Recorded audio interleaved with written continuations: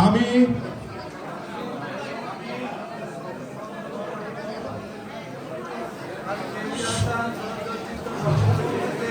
এটা আমি বলার পরে সশ্রদ্ধ চিত্তে শপথ করিতেছি যে আমি যশোর সোসাইটি অফ আমেরিকা ইনকের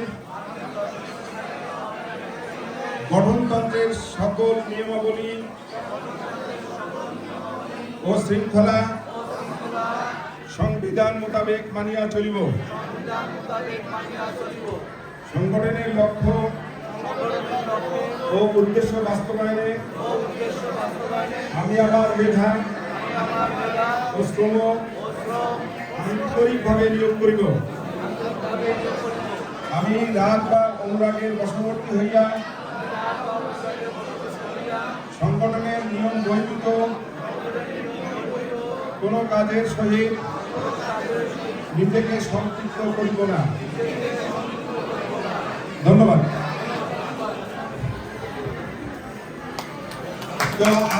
নবনির্বাচিত কর্মকর্তাদের শপথবাক্য পাঠ করার মাধ্যমে তাদের কার্যক্রম শুরু করবেন।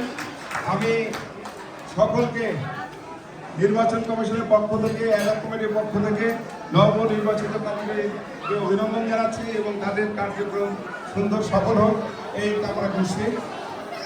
আমি একটা কথা বলতে চাই যে অ্যানাউন্সমেন্টে আসছে যশোর ইজ আওয়ার প্রাইড।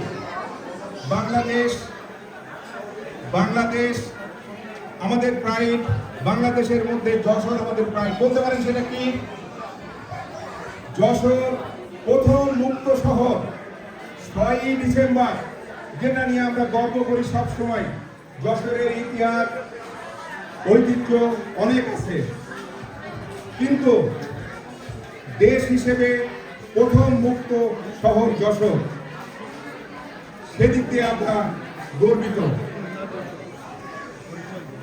আমরা সারা পৃথিবীতে বাংলাদেশি হিসেবে যখনই করতে যাই সেখানে যশোরের নামটাই প্রথমে আসা উচিত।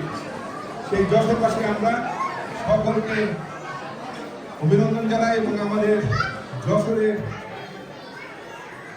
বাসী আমাদের মধ্যে পারস্পরিক আন্তরিকতা, হৃদ্যতা এটা বাড়বে, আরো গভীর এবং দৃঢ় হবে এই আশাবাদ ব্যক্ত করি। একই সাথে শুধু যশোর না, আমরা দেশে এখানে যখন আসছি, আমরা বাঙালি কমিউনিটি, বাংলাদেশি যারা আসছে এখানে আমাদের প্রচুর, নিউ ইয়র্কে আমরা অনেক আছি, আমরা সবাই এক। আমরা হয়তো যশোরকে রিপ্রেজেন্ট করছি, কিন্তু এই আমেরিকাতে আমরা রিপ্রেজেন্ট করছি আজকে বাংলাদেশ হিসেবে। এখানে আমন্ত্রিত অতিথি যারা আসছেন, আমেরিকা বাংলাদেশি হিসেবে আমরা এখানে আছি। সকলকে অভিনন্দন জানাচ্ছি এবং আজকে অনুষ্ঠানের সফলতা কামনা করে আমার বক্তব্য শেষ করছি। খোদা হাফেজ। ধন্যবাদ। Thank you very much engineer Amjad Hossain, যিনি আমাদের চিফ ইলেকশন কমিশনার ছিলেন এবং চিফ উপদেষ্টা মণ্ডলীর প্রধান। ওনাকে আবারও ধন্যবাদ জানাচ্ছি যশোর সোসাইটি অফ আমেরিকার পক্ষ থেকে। আর একই সঙ্গে স্টেজে আমাদের ডায়াসের উপরে যারা আছেন আমাদের কর্মকর্তা এবং সদস্যবৃন্দ, আপনারা আস্তে ধীরে ওয়ান বাই ওয়ান আবার আপনাদের জায়গায় চলে যান। এখন আমাদের দ্রুতই